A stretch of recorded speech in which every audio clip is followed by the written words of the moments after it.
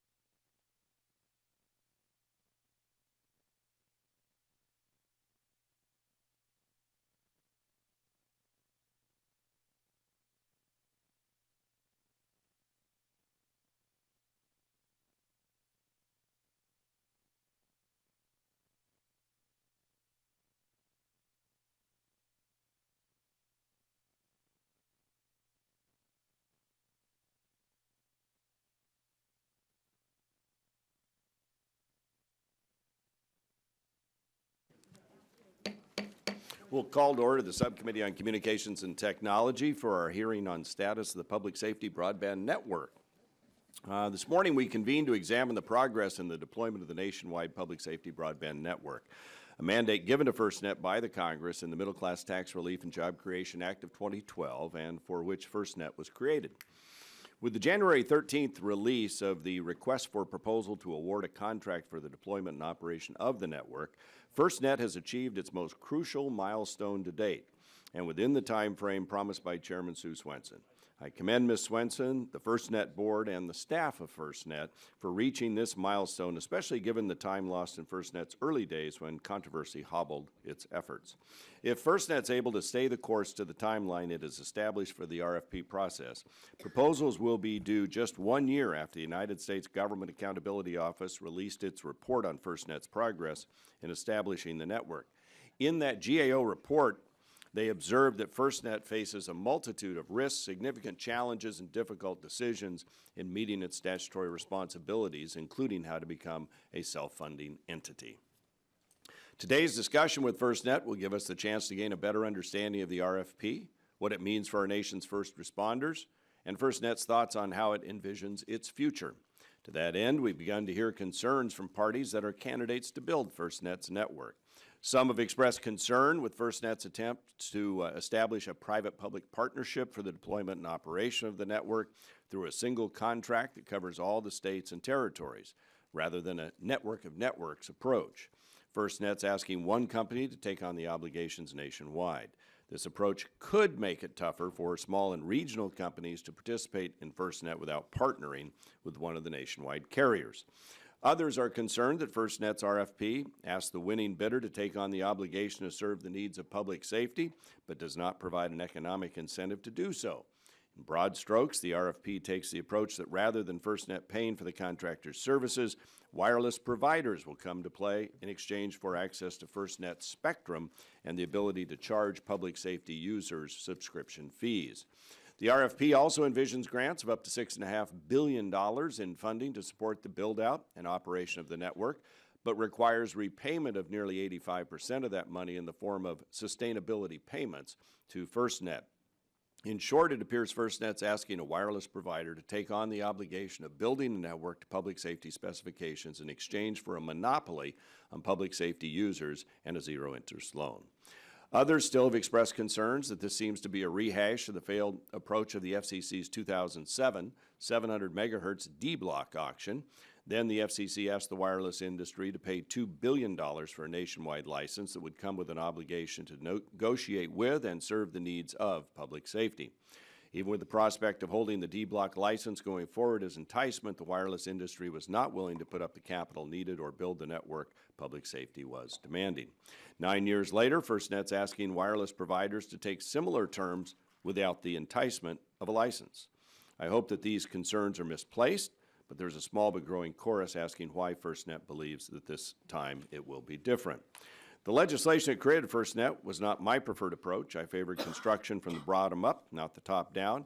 And while I take some comfort that FirstNet has chosen a public-private partnership as the vehicle to deploy the network, the concerns we are hearing are valid. But for better or worse, the RFP is in the field. The die is cast. Whether a business case can be made for what FirstNet is asking will be better understood in April when responses are due and proposals are submitted. So today is an opportunity for FirstNet to answer some of these questions, maybe assuage some of the fears, and to inform the committee of what the RFP means for the deployment of a public safety broadband network that reaches all corners of the United States, urban and rural. Finally, we will also hear from the FCC. The FCC plays a critical role in the state opt-out provisions of the statute, as it is charged with reviewing and approving a state's plan to deploy its own radio network. With the RFP issued and an award in the fourth quarter of 2016 anticipated, states will need to understand the process in order to make an informed decision on whether to accept FirstNet's plan or deploy their own. As delay from the Commission could frustrate deliberation of states deciding whether to opt out, I hope that when we gavel out today, we will do so with an understanding of when the FCC will satisfy this statutory duty. I now recognize the Vice Chair of the Subcommittee. Well, thank you, Mr. Chairman, and thank you for our witnesses for being here. Good to see you again. In 2012, Congress recognized the importance of public safety and emergency communications and established a nationwide public safety network to meet the needs of all Americans and our first responders. Since that time, this committee has long agreed that a reliable network is essential for first responders to facilitate their communication needs and support their everyday missions. Developing a nationwide interoperable network is a significant task, but if properly established, it will be vital to protecting the lives of the American people. Therefore, it is imperative that the implementation of FirstNet is successful. I'm encouraged by the progress FirstNet has made since its creation. However, there are still many unanswered questions about the future of this network, ranging from the inclusion of rural providers to the FCC's review process of states' plans to build their own radio access networks. I hope today's hearing will be an opportunity to learn more about current developments and the next steps for FirstNet. I look forward to the witnesses' testimony today, Mr. Chairman, and I yield back. Gentleman yields back. Chair recognizes the gentlelady from California, the ranking member of the subcommittee, Ms. Eshu. Thank you, Mr. Chairman. Oh, boy, this is really turned up. Thank you for convening this important hearing. It is a important time in the life of FirstNet, and welcome the witnesses and eager to hear from you. A few weeks ago, I joined with the sheriff of Santa Cruz County at home to unveil the 21st Century Policing Initiative, which is designed to improve the public trust and safety in the communities that they serve. It's the first law enforcement agency in California to adopt the White House initiative, which I think really makes it a standout agency.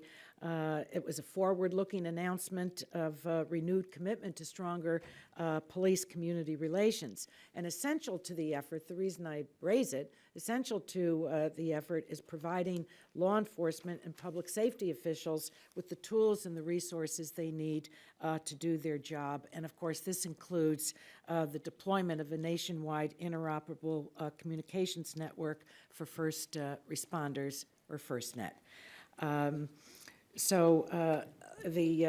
I think not only, I know that the entire Sheriff's Department was eager to know where we are on our work, and they want to see it fully implemented and operational. So where do we stand? And I think that that's what we want to examine today. In California, there are more than 2,000 public safety agencies and over 200,000 first responders. It's no wonder we're called a nation state. While FirstNet is a nationwide effort, its success really depends on local consultation with communities, and I think the states, and I want to examine that in my questioning. And so I think the success really is going to depend on the consultation that takes place with both. And I know that over the course of nearly 3 years that FirstNet has traveled the country, met with public safety leaders, tribes, federal agencies, and the industry. Last month it really was the culmination of the investment in that time, where the RFP established a framework and was put out. Now, ultimately, we all want to see the creation of a robust and reliable network that's going to eliminate the tragic communication failures on 9/11. But I think that success is also going to be measured by whether we integrate the network with NG 911, where we ensure device competition and utilize strong security measures. In 2013, California received 15.3 million calls to 9/11. 15.3 million calls, and 9.5 million were wireless. These calls were answered obviously by dedicated professionals located in 450 public safety answering points, the PSAPs across the state. So as we move to an NG 911 environment where call takers can receive text messages, photos, and videos, it makes sense that this information can be seamlessly transmitted to the first responders headed to an emergency situation. That's all part of this network. It has to be. I've been a long-time advocate for greater device competition, Now, late last year, I wrote to the FBI urging the agency to ensure that they engage in a forward-looking procurement of land mobile radios that does not restrict competition to brand name, proprietary features, and standards that can only be met by one vendor. This is all in the interest of the taxpayer. And we need to ensure that first responders are equipped with state-of-the-art radios. And I think that FirstNet can learn from the FBI's failed acquisition of the LMR, which was eventually struck down by the GAO last October. So there's a lot of there to this. Finally, in order to prevent the breach of sensitive FirstNet data, cybersecurity has to be a core focus. So I hope that you will address that issue in your testimony. The continuation of the unraveling of the OPM and the IRS and other agencies that had the massive security breaches should be instructive to FirstNet. Because you're going to have to utilize the most innovative security technologies available. And I think that in doing so, it will not only lessen the chance of a widespread breach and prevent disruption, but there is a word that is so operational in this, and that is confidence. Confidence in the system by all the users. So I thank Mr. Kennedy and Mr. Firth for being here today. Look forward to asking you questions. Look forward to hearing your testimony, and I yield back, Mr. Chairman. Gentlelady yields back. Chair recognizes Gentlelady from Tennessee for opening comments. Thank you, Mr. Chairman, and I appreciate each of you for taking your time, for preparing, for being here, and to work with us through this. As you know, it is not the first hearing that we've had, and I'm certain it will not be the last one that we're having. We all agree that we do need a national public safety network, and we know that it is something that we still have some outstanding questions and issues and some lack of agreement on. First of all, as I mentioned last June, and I'm going to come back to this issue, looking at the redundancies and the ability for you to protect yourself from breaches and hackings. And we know that that exists. I think the possible hacking of the NASA network and what we have learned from that is of tremendous concern to us, and thereby it is of concern for what you are doing. You know, when you talk about an enterprise system, you have one set of expectations. When you talk about a closed system, you're going to have an additional set of expectations and encryptions. And so let's delve into that a little bit as we approach this issue. Second thing, and the chairman has mentioned this, the opt-out process and the ability for states to control some of that. I think we've got to go in and look at that just a little bit. So we will discuss those further, and Mr. Chairman, I will yield the balance of my time back to you so we can move forward to their testimony. Okay. Gentlelady yields back balance for time. We recognize the ranking member of the full committee now, the gentleman from New Jersey, Mr. Pallone. Thank you, Mr. Chairman, and our ranking member for holding this hearing. And thanks to Mr. Firth for being here, and welcome back, Mr. Kennedy. It was not many months ago that FirstNet was here to testify, but at the pace that FirstNet is moving, a few months can be a lifetime. Since our last hearing in June, FirstNet has released its much-anticipated request for proposal. And while government procurements do not usually keep people sitting on the edge of their seats, this one is a big deal, because it contains the roadmap to the future of communications for first responders. Back in New Jersey, we know from experience how important it is that we complete this roadmap quickly. After we were struck by Hurricane Sandy, I heard from first responders about their difficulty communicating. I heard time and again how their radios were not interoperable. Public safety officials from different communities could not coordinate because their radios could not talk to each other, and first responders could not call for help when they needed it. So this past September, I hosted a forum in my congressional district with local officials and industry leaders to see the progress that has been made. And Mr. Kennedy joined us and provided valuable feedback. Thank you, TJ. Together, we took a critical look at what worked and what did not work during the storm. We learned a lot, I incorporated many of these lessons into the Sandy Act that I recently introduced, and we also heard once again that interoperability was a big challenge. But this is why FirstNet is so important. FirstNet will help ensure that first responders across the country have the best, most rugged communications equipment, and it will also make sure first responders can hear each other when they call for help. In New Jersey, we're already seeing the fruits of this labor. We are the home to one of FirstNet's 5 early builder projects. Ours is called JerseyNet. And these projects are already showing how this network can benefit first responders. I had the opportunity to see this equipment for myself at the forum, and it's impressive and it will save lives. I'm happy to say that JerseyNet was up and running when we were hit by the recent snowstorm that crippled the East Coast last month. As large and devastating storms become more frequent because of climate change, we need FirstNet at full force across the country as soon as possible. So thanks again to our witnesses, and I yield the balance of my time to Mr. Doyle. I want to thank Mr. Palone for yielding to me, and thank you, Mr. Chairman, for holding this important hearing. I'm glad that we're continuing our oversight of FirstNet. This year marks the 15th anniversary of the attacks on 9/11, and that terrible day is a constant reminder of why we need to make sure that FirstNet is successful. I'm very disappointed that it has taken this long for us to address our first responders' pressing need for upgraded and interoperable communications system.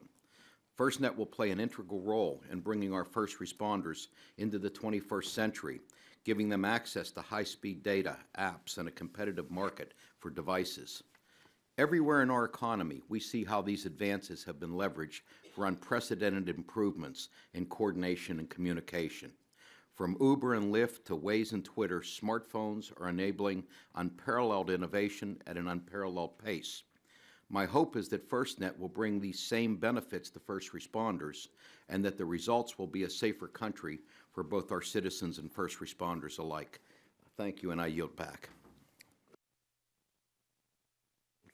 Gentleman yields back the balance of his time, and now we'll go to our distinguished panel of witnesses. We appreciate you both being here today and the good work that you're doing out there for our first responders and trying to make all this work. So we'll start with Mr. T.J. Kennedy, who's the president, First Responders Network Authority. Good morning. Welcome back. We're glad to have you here.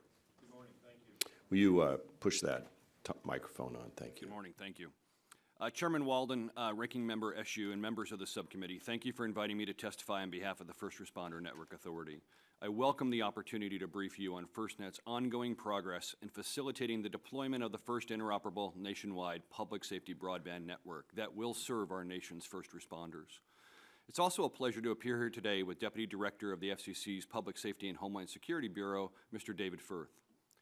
FirstNet continues to take the responsibility of creating the nationwide public safety broadband network very seriously. The FirstNet board and executive management team are proud to be leading such an experienced, diverse, and hardworking team that understands that when it comes to public safety, failure is not an option. They are dedicated to delivering a network that our first responders will depend on into the future. We have learned as we have grown, and akin to every startup organization, we have developed structure and procedures to improve the way that we do business. As mentioned the last time I was before this committee, we continue to do what we said we would do and remain on track in meeting our timelines. The most tangible example of this is the recent release of our objectives-based RFP that will ultimately result in the selection of a partner or partners which will actually deploy and operate the nationwide public safety broadband network. The release of this RFP is the culmination of years of hard work comprising tens of thousands of working hours and more than a few all-nighters. It is the result of numerous RFIs, public notices on 64 different topics, a special notice and draft RFP documents, responding to over 650 questions from industry related to those documents, 2 different industry days, 55 state and territorial consultations, hundreds and hundreds of outreach events, conferences, meetings, and public safety data input that came in from more than 15,700 public safety entities, representing around 1.7 million public safety individuals. Nowhere else in government has there been the level of interaction and coordination between and among local, state, tribal, federal, and industry stakeholders to deploy such a network. This network has not yet been deployed, not because of any lack of desire or need, but because it is extremely complex. Well, today I sit before you feeling optimistic that we are on the cusp of a successful public-private partnership to deploy a truly interoperable broadband communications network for public safety. informed by public safety, and our other state, local, and tribal and federal stakeholders. This input from public safety across the country is an incredibly important effort, and we have been able to draw from it and ultimately use it to develop a performance-based, public safety-centric RFP. After all, this is public safety's network. Throughout the RFP process, we will select a private sector partner and together establish the nationwide network. Additionally, we will develop an open and competitive marketplace where public safety objectives will drive competition for industry to deliver equipment that public safety needs to fully utilize and leverage all the great innovation that the network will provide. FirstNet is dedicated to open standards for the network, for applications, and even the devices that run on it. Application of open standards policies ensures the widest opportunity for companies of all sizes to bring innovation and to bring new solutions and products to the market for use on the nationwide public safety broadband network. Through teaming and partnership opportunities, we believe that industry will be able to truly develop an innovative network that will not only be deployed in urban areas, but also available in rural America, which is critical as it makes up the majority of landmass in the United States. We believe that rural telecommunications and infrastructure providers will be a key component of the network in rural America, which is why we made teaming with such providers an evaluation factor in the RFP. FirstNet understands the critical importance of rural coverage, and we believe the significant effort that FirstNet has undertaken to engage and encourage teaming and foster inclusion of these important entities and ensure the widest possible geographic coverage for the network overall. We expect our efforts in the RFP to achieve a win-win-win for public safety, for states, and for industry, and will create a viable public-private partnership that will provide all of us with the best opportunity to move forward quickly and do something that many people have felt was just too hard and complicated to achieve.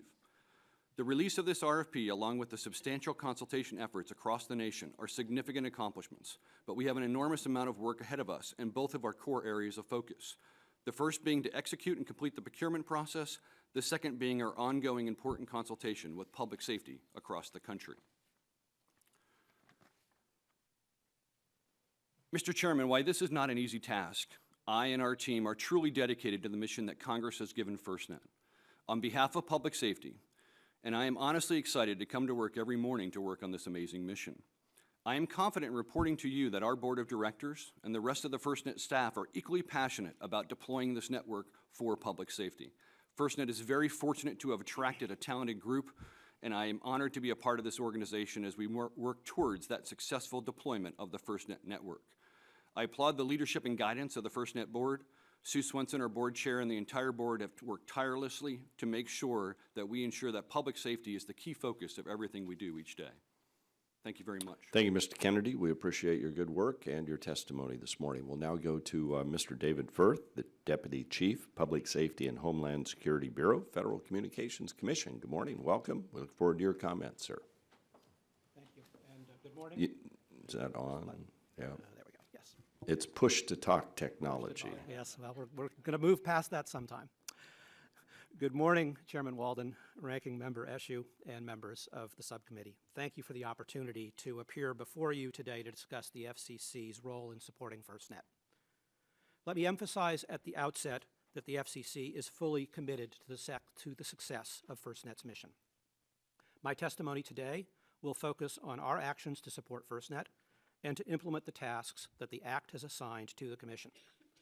Since the Act's passage, we have taken significant and timely steps in this regard and have met each of the Act's deadlines to date. For example, one of the FCC's first tasks was to establish the Technical Advisory Board for First Responder Interoperability, or Interoperability Board. The Commission established the board as directed, reviewed and approved the board's recommendations, and provided those recommendations to FirstNet in 2012. The Commission also took prompt action in 2012 as directed by the Act to designate 22 megahertz of spectrum in the 700 megahertz band for FirstNet's use, and issued FirstNet's spectrum license. Beyond these tasks, the Commission has worked to meet its statutory obligation to take all actions necessary to facilitate FirstNet's spectrum use. In 2013, the Commission adopted a report and order establishing basic technical rules for the FirstNet spectrum, providing regulatory certainty and enabling prompt certification of equipment for the band. A current example of our work to facilitate FirstNet's spectrum use concerns the need to relocate a limited number of public safety narrowband incumbents that have been operating in FirstNet's portion of the band since before the Commission reorganized the spectrum in 2007. In October 2015, FirstNet informed the Commission that it intends to provide funding later this year to relocate these incumbents and requested that we condition the incumbent licenses to require their relocation from the FirstNet spectrum by mid-2017. We have sought public comment on this proposal and are currently considering those comments. We recognize that a prompt resolution of this issue will promote certainty for all interested parties. Another important responsibility that the Act assigns to the Commission is the initial review of state opt-out requests. Section 6302E of the Act, and let me pause here, my written testimony inadvertently has a typo. It should read 6302E, not 6502E. Section 6302E of the Act provides that upon completion by FirstNet of the RFP process, FirstNet shall provide each state governor with a proposed plan for build-out of the radio access network, or RAN, in that state. Within 90 days of receiving FirstNet's proposed state plan, each governor must elect whether to accept the FirstNet proposal or to opt out. A state that opts out will then have 180 days to develop an alternative plan and submit it to the Commission. For any opt-out state, the Act directs the Commission to apply a two-pronged test in determining whether to approve or disapprove the alternative state plan. The Act specifies that an alternative state plan must demonstrate, 1, compliance with the minimum technical interoperability requirements developed by the Interoperability Board, and 2, interoperability with the FirstNet network. We recognize the need to provide states and FirstNet with clear and timely guidance on the process that the Commission will use to receive, review, and approve or disapprove alternative state plans as required by the Act. Our goal is to have the details of this process finalized and in place in advance of the date that FirstNet delivers its proposed state plans to each of the state governors, which FirstNet estimates will occur in the second quarter of 2017. To that end, and consistent with FirstNet's anticipated timeline, we intend to seek public comment in the near term on how to structure the process to ensure that the Commission fully carries out its statutory obligations. Beyond these specific examples, we have been and will continue to be in regular contact with our FirstNet counterparts to consult and coordinate on issues as needed.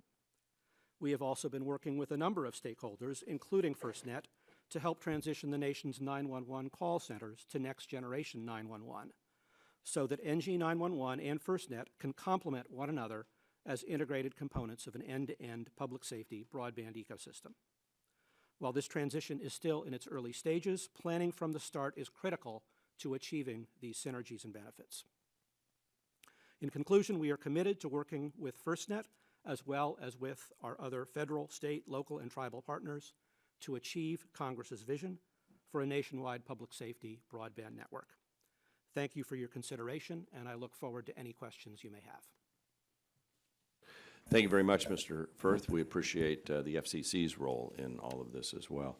Mr. Kennedy, I'll start off with the questions. States are permitted to opt out and build their own radio access networks. Could you just very briefly explain how the statute treats revenue generated by an opt-out state on the state opt-out network? When it comes to state opt-out networks, they have the ability to leverage the spectrum as part of the covered leasing agreement that was laid out in the Act itself. And for each state, what they have the ability to do is to make sure that they can cover the cost of the radio access network as per the state plan. As part of our legal interpretations leading up to the RFP itself, we tried to make sure we added clarity to this. And one of the things that we've laid out is if there's additional revenue above and beyond what it costs to deploy the state plan in that state, that will have to come back into the network and will not be able to be kept in the state beyond what's required to deploy the radio access network. All right. One of the most critical requirements of FirstNet is that it's nationwide in scope. My district, extremely rural. How does the RFP address the statutory requirement that the network cover rural America, and how do you envision the service being provided in the rural areas? So a couple of things that we did on rural is we wanted to ensure that rural is part of each phase of build-out for the network. One of the things we heard during consultation is that in rural areas, a lot of times they're left until the very end. Right. So as part of that, we put out in our draft RFP and in our final RFP that we expect rural milestones to be met at each phase of build-out. Because of the great feedback we received, we actually increased that. And so actually by the end of phase 3, we're looking for 80% of those milestones to actually be met in rural America. So we believe we've taken that input from states and really tried to leverage the fact that we want that rural build-out during the entire build-out of the network. All right, and central to the value proposition underlying your proposal is the ability of the contractor to monetize excess network capacity. I recall during the debate in the subcommittee over reallocation of the D block that public safety's position at that time was that it needed all 20 megahertz for public safety services. Despite the growth in the use of high bandwidth services by public safety, how do you conclude that there's so much excess capacity available now that it will generate sufficient revenue to entice wireless providers to build your network? 20 megahertz of 700 megahertz spectrum is an extremely large swath, and as you well know, is quite valuable in the wireless industry here today. Just like Congressman Doyle mentioned during his opening statement, during big emergencies like 9/11, certainly leveraging all 20 megahertz of that spectrum to be able to handle all the police officers, firefighters, paramedics, and EMTs that are responding to a massive incident could certainly, leverage every single bit of that. But in most areas, we really want to make sure that also we have a network that's built to the coverage and capacity to handle those huge emergencies. And to do that, that network has to be built to a significant size. As part of that, the ongoing costs of operating that larger network are going to be more expensive. But we do believe that there will be a large swath of that spectrum available and the excess capacity on that radiating network to actually generate significant cash to both deploy and operate the network for public safety in a cost-effective manner.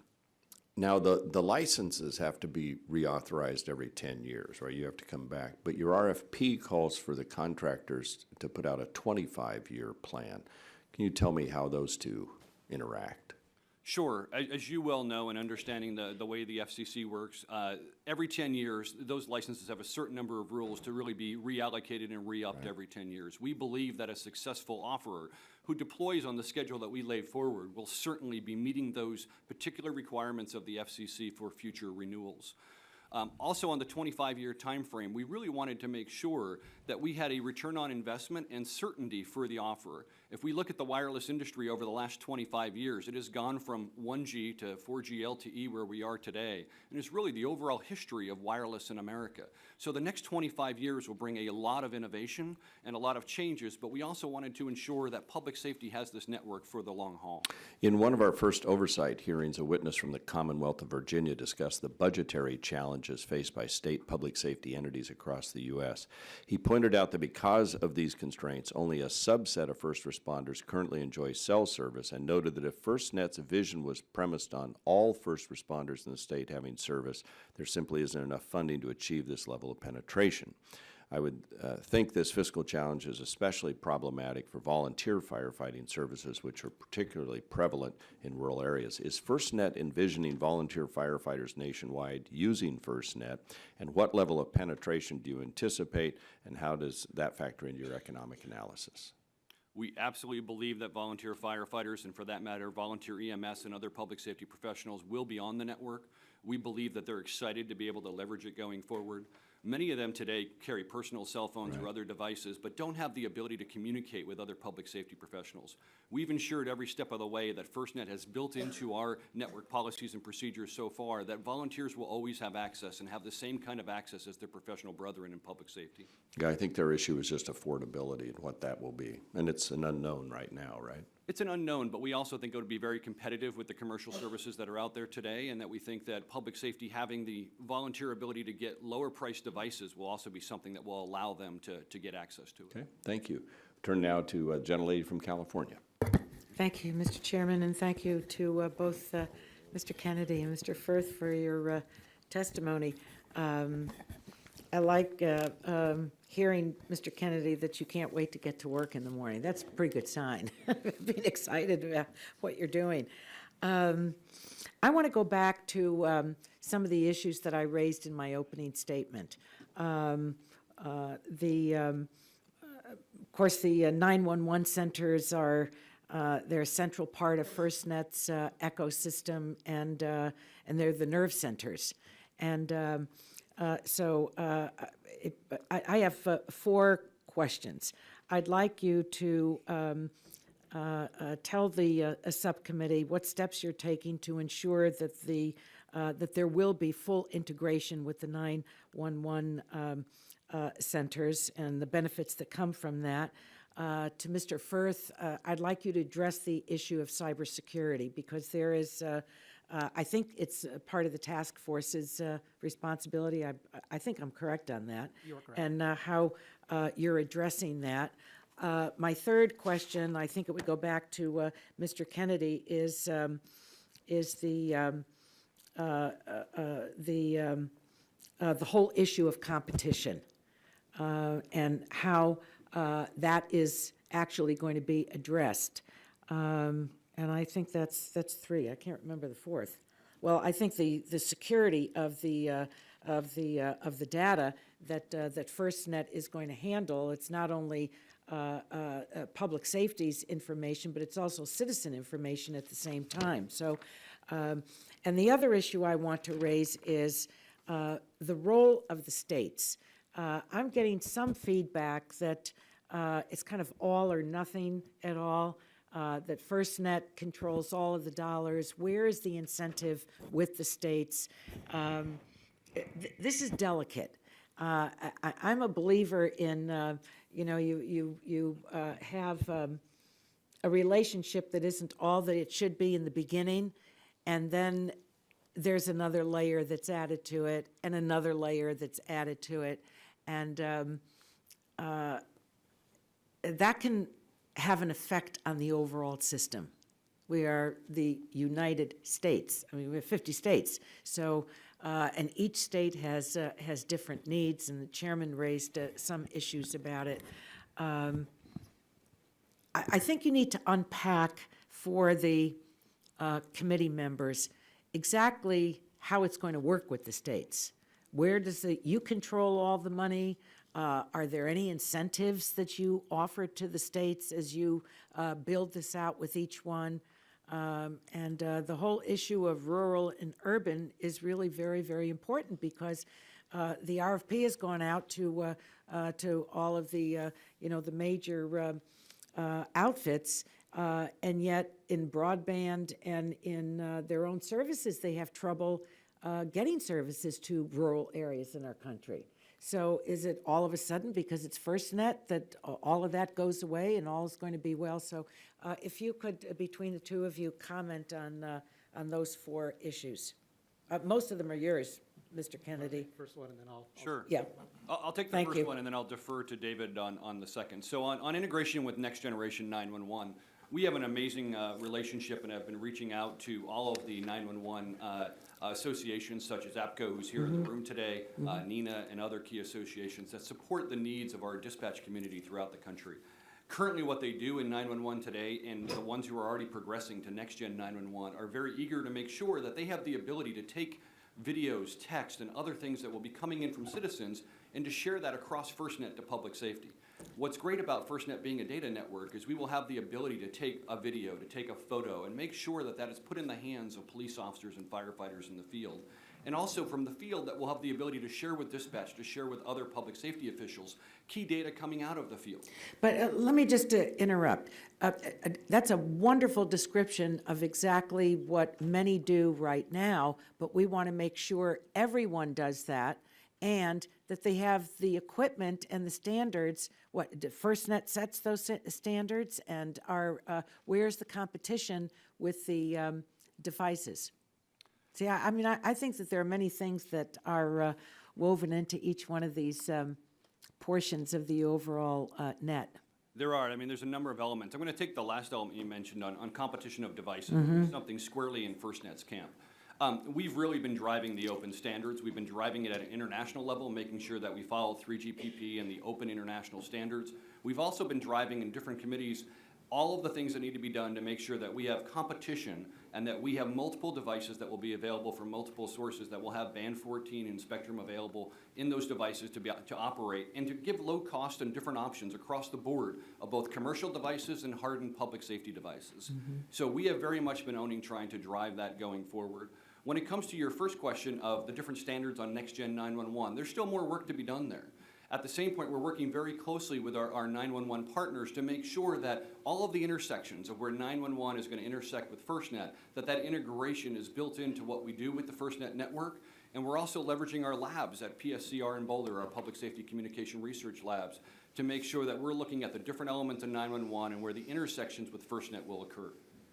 What about the states?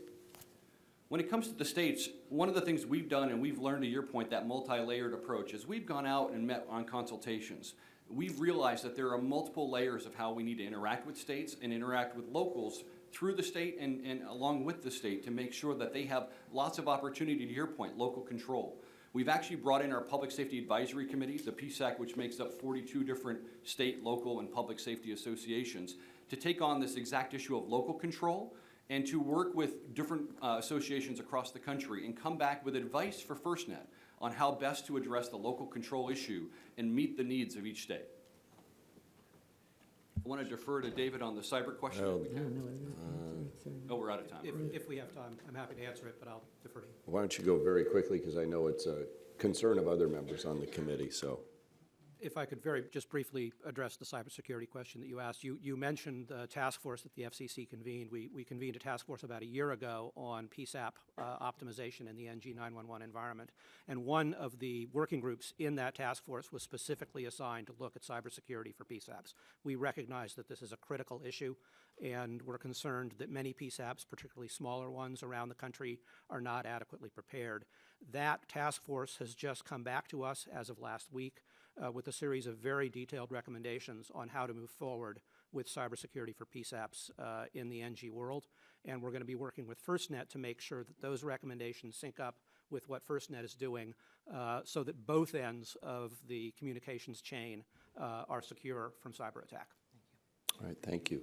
We'll now turn to the gentlelady from Tennessee, Ms. Blackburn. Thank you, Mr. Chairman, and I appreciate Ms. Eshu bringing up the cyber issue. She has focused on this repeatedly, and I want to pick up right there and kind of go to the next part of this question on cyber. We'll start there, Mr. Kennedy, with you, and look at FirstNet's system design, and talk a little bit about where you are in that system design, just not the recommendations that you have just said. You all now have a set of recommendations, but I want to know where you are and then kind of what you see as a timeline on this.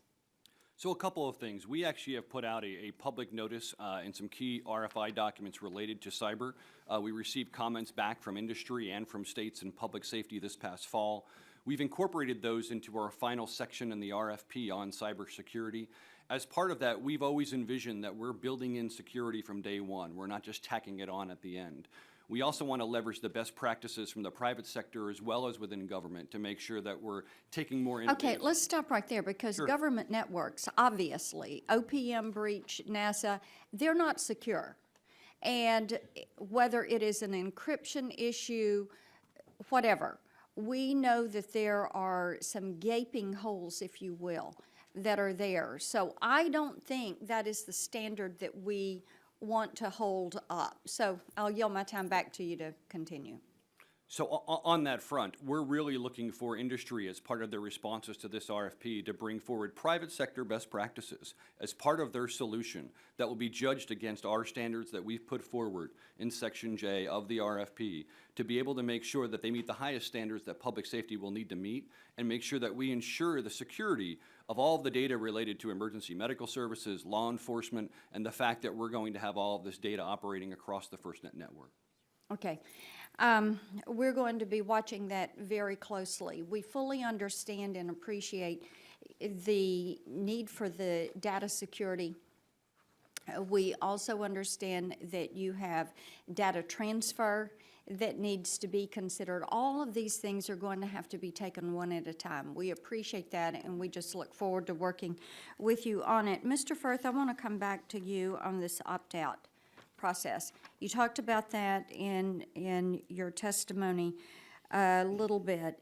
In 2013, in response to a question for the record, the Public Safety Bureau stated, and I'm going to quote, "The Commission will coordinate closely with FirstNet to ensure that the review process by the FCC of state alternative plans is conducted in a timely manner, consistent with FirstNet's deployment plans and associated timeframes." Okay, so here we are in 2016. And it sounds like you're going to do a rulemaking to establish a process. Is that correct? That's correct. Okay. Now, looking at timelines again, how long do these rulemakings generally take with the FCC? And do you think there is any validity to the concerns that many people have that the FCC is slow-walking, intentionally slow-walking this process in order to frustrate some of the state opt-outs? Thank you for the question. We certainly have no intention to slow-walk this process. We think it's very important that the states, at the point where they're going to have to make that decision about whether to opt out, understand what the process will be that the Commission will use to review those requests. And we have, in fact, as we indicated in 2013, been working with FirstNet and consulting with them on their timeline. Their critical point in their timeline is that they are saying at this point, once the RFP process is concluded, the state plans will be delivered to the states in the second quarter of 2017. So that's our target. We have to have our rules in place before then. And therefore, we're not going to delay. We want to initiate a rulemaking in the near term to make sure that we have the flexibility that we need to get those rules done in a timely manner. And you asked about the speed with which the Commission conducts rulemakings. The Commission is capable of conducting rulemakings very quickly, and particularly on an issue like this, where we're really focused on one piece of the statute and the two-prong test that the statute gave us for how we are going to administer this review process of the opt-out requests. So our focus is going to be on that statute and how we implement it, and that's why we intend in the near term to get public comment so that we can reach a timely conclusion on that in time for the process that FirstNet will undertake in 2017. Okay, just bear in mind, to us, it seems like it's taken you a mighty long time to get around to doing it, you know. Well, I would actually suggest that this is the right time to do it because now we have the RFP. It would have been difficult, I think, to initiate this rulemaking before the RFP had been released by FirstNet, because that's one of the things that those who look at our proposals are going to need to make reference to. And we think it will actually build a better record to put this rulemaking out now that the RFP has been released by FirstNet. Okay. So we think actually the timing for starting this is right. Thank you. Okay, yield back. Gentlelady yields back. Chair recognizes the gentleman from Pennsylvania, Mr. Doyle. Thank you, Mr. Chairman. Mr. Kennedy, Mr. Firth, welcome. We appreciate you both being here. In my district, the city of Pittsburgh, as well as Philadelphia and 11 other major cities around the country, first responders will need to give back spectrum located in the T-band that they currently use for communications. What assurances can you both provide me that the first responders in these affected cities that are losing access to this band will not affect their ability to accomplish their mission? Do either of you see any potential problems with this transition? Let me take that, since that provision in the statute is really the Commission's responsibility to implement. And the statute specifically gives us a long timeline to deal with the T-band issue, the initial deadline to reallocate spectrum and begin the auction process, which is not the relocation process, but simply the beginning of the process for setting up an auction. That deadline is 2021, so that is still 5 years away. Nonetheless, we're very cognizant of the situation that T-band licensees are in, and at the point where we look at how to implement the statute, we want to make very sure that there is no loss of service, no loss of continuity in whatever transition mechanism there is, to ensure that the citizens of those 11 markets, those 11 communities, are not left without public safety service as a result of that transition. Thank you. Mr. Kennedy, in creating a sustainable funding stream for FirstNet, the private partner you choose will need to monetize your 20 megahertz of spectrum in band 14. First, how soon will the spectrum be available once FirstNet chooses a private partner? Second, what steps has FirstNet taken towards ensuring that consumer devices will include band 14 chipsets? And finally, based on the previous examples of this type of spectrum becoming available, how long do you think it would take for devices and services using this band to become available? One of the things we've laid out is an aggressive plan to work with the incumbents that are on Band 14 today to make sure that they're moved to other narrowband public safety spectrum. And we've been talking to all of them. A few of them have already moved off proactively. All of them have been under notice for a number of years that this was going to happen, and so they're very much prepared to go there. We're working with them to have all that spectrum cleared before we actually get through to the state plan process, and we're trying to move very quickly to make sure that that happens by the middle of 2017. This would allow a partner to be able to have unencumbered spectrum shortly after contract award and be able to deploy the network knowing that that spectrum was immediately available, which we think is a very important piece. When it comes to having devices, one of the things that we've written into the RFP is we're asking proposers to come forward with an entire ecosystem of Band 14 devices that they're going to proffer as part of their solution. And because industry itself has the greatest amount of size and scope that will be able to drive device manufacturers to include Band 14 in their devices, they can actually drive a bigger ecosystem than public safety can alone. Thank you. Mr. Kennedy, some of the critics of FirstNet have repeatedly said that only the largest wireless telecommunication companies would be capable of taking on a project of this size. When you're crafting the RFP, which steps did you take to broaden the group of entities capable of partnering with FirstNet? And do you believe that there are entities out there other than the large telcos interested and able to fulfill the terms of the RFP? That's a great question. One of the things we did through all of the different RFIs and our consultation with states and with industry was try to come up with a way that was driven by objectives. The objectives for public safety and a performance-based acquisition. This is different than the typical 10,000 lines of specific requirements that we often see in government procurements. The reasons we did that was to drive more competition, not less. We wanted to have an objective-based procurement that allowed everybody to address the procurement in a different way as long as they were meeting all of the objectives of public safety. We believe that this will actually drive greater competition and not less competition at the end of the day. We also did a number of notices on different sizes and scopes, whether we should look at this regionally or nationally and what was the best approach to that. After that, we went forward with a nationwide objective-driven RFP that we believe through teaming will make sure that it brings the greatest amount of opportunity to the table for the different offers that come together. We also believe that there are other folks outside of the major telco providers that could bid and win this opportunity, and we believe there's interest out there. We believe that there are multiple ways that folks could come forward with the different assets that have been put forward in this partnership that could actually make this work in a way that will be very beneficial to public safety. Thank you. I see I just have 1 second. Do you have any, with regards to the opt-out issue, do you have any thoughts on how many states you think will opt out? No, we will be prepared for any contingency in terms of the number of states that opt out. Okay. Mr. Chairman, thank you. You're welcome. We'll now go to former chairman of the committee, Mr. Barton. Thank you, Chairman. Mr. Kennedy, have you ever heard of a radio talk show host in Texas named John Grady Wells? I have not. You sound exactly like him. I will be Googling him right after this. If you close your eyes, it sounds like I'm on the John Grady Wells show or I'm listening to the John Grady Wells show. That was not a trick question. That's how we're helping pay for FirstNet. He's moonlighting. Yeah, he's very, very conservative. Anyway, my first question to you, Mr. Kennedy, would be, and it was just asked in a different way. How many states have indicated that they want to opt out and create their own network? So on this question, the timing of when the opt-in, opt-out decision actually occurs is post our acquisition and the contract award, and post a state getting a state plan. The reality is having the ability to compare how good that state plan meets the needs of the state is one of the key considerations that will need to be looked at by each and every state when they look at this consideration for opt-in and opt-out.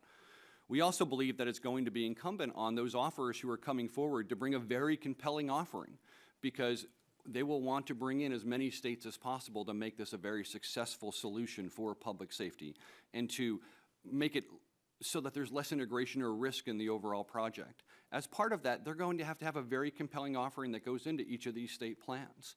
And with that, we will then have a feeling for who would consider opt-in, who would consider opt-out. We do believe, though, that it's important that we've been continuing to build through our consultation, open dialogue, open relationships, open discussions about the benefits of opt-in, about the benefits of the FirstNet network overall, and at the same point preserving the rights for states to go through that process and to work forward. Well, my guess is, and it is purely a guess, is that there will be a number of states. I mean, some of them are pretty obvious, Alaska, Hawaii, because they're almost self-contained by geography and conditions. And then there's some that are have a history of independence, just out of the blue. Texas, you know, we have our own electric grid.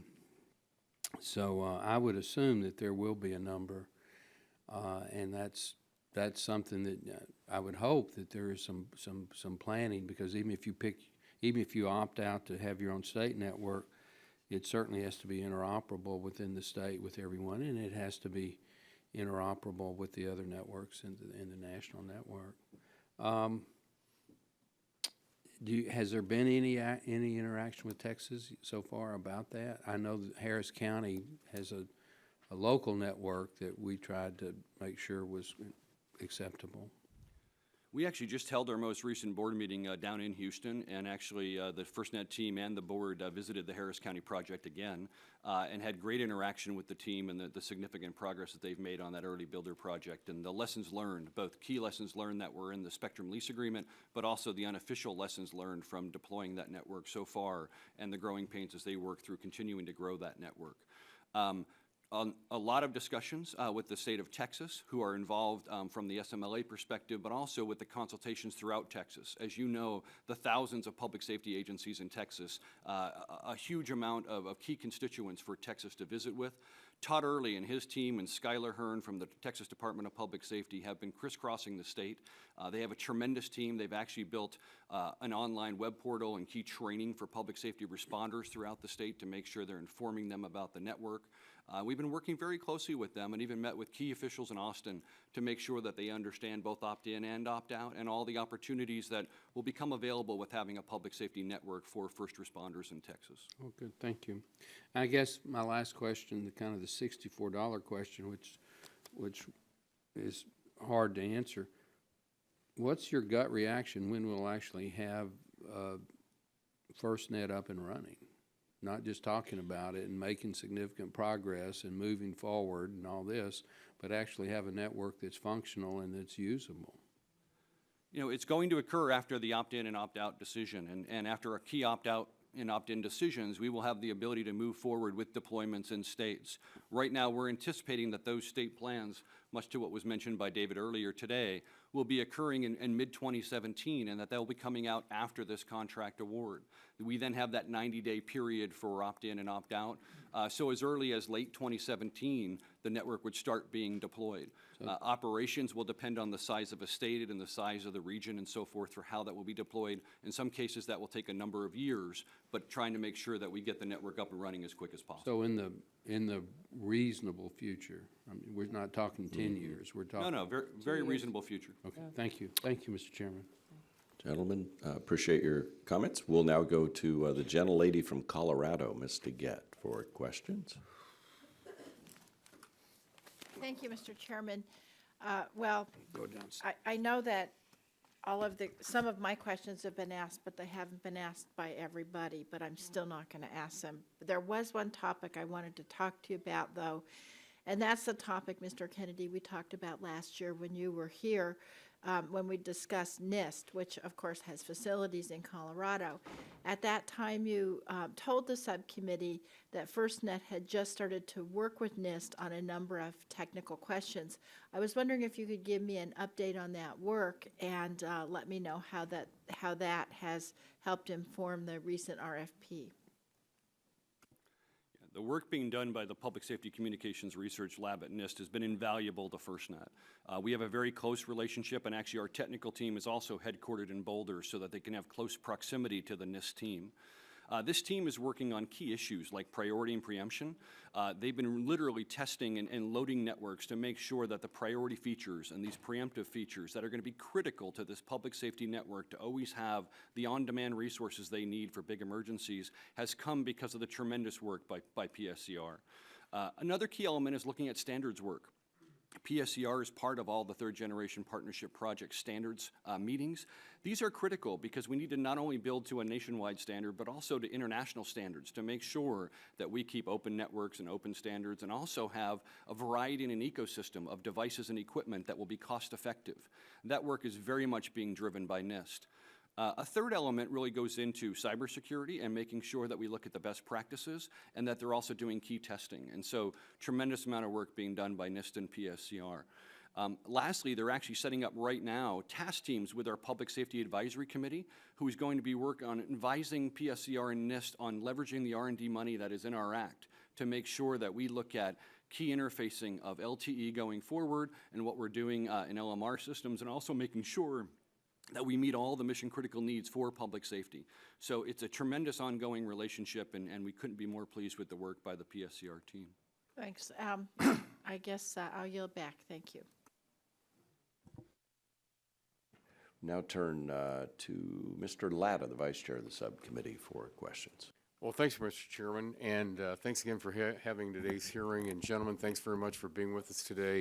You know, we've had multiple hearings on this issue, and it's very, very important. And I know that I was contacted early on in the process, and you know, there's a question out there about making sure that the states are being heard. And you know, so I think that what we're hearing today, and also from your testimony, Mr. Kennedy, I see that you stated that you received data from over 1,160 public safety entities representing 1.6 million public safety personnel from 54 states and territories and 7 federal agencies, and that's important because, again, that's one of the things that the folks out there wanted to make sure that they were being heard as this was being put together, since it's vital to our, not only to the folks back home for making sure that all their security needs are being taken care of, or when there's an emergency or ambulances are being called, but it's across the entire nation. And also, it's important that as we go forward that, you know, we keep that up. And if I could, I'd like to start, Mr. Kennedy, with a question. I appreciate, again, FirstNet's inclusion of the partnerships with the rural telecom providers within the proposal evaluation criteria, thereby attempting to ensure small rural carriers are not left out of the FirstNet solution. And again, that's important to a lot of us because my district's very, very, you know, like a lot of people here, I have very, very, very rural areas in my district to go to urban. And so we want to make sure that everyone's out there has that ability for those small FirstNet for that solution. Can you tell me how FirstNet will define the rural telecom provider? Sure. The rural telecom providers actually includes, you know, all of those that are providing telecommunication services in rural areas. And we know that some of them do and don't provide wireless service, for instance, today. Others are providing key backhaul. And we want to make sure that they're all included as part of this infrastructure that has to be leveraged. We also believe it's important that we put some minimums in the RFP to help ensure that there is a good conversation that is going on between rural providers and others who are aggregating a team to bid on the nationwide network.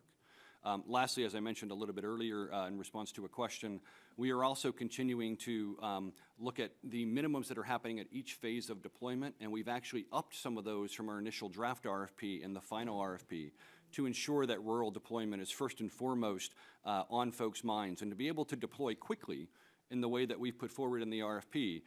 The way that we think that can best happen is leveraging the infrastructure that's out there today. Okay. You touched on it a little bit earlier, but I'm also interested in hearing what FirstNet has to say regarding how you're going to manage the security on mobile devices so that other adjacent systems aren't breached. Are you looking at technology solutions to ensure that mobile devices are authorized and that the access will be restricted? We are, and we're also looking at really driving industry to be very innovative in their responses that are part of this.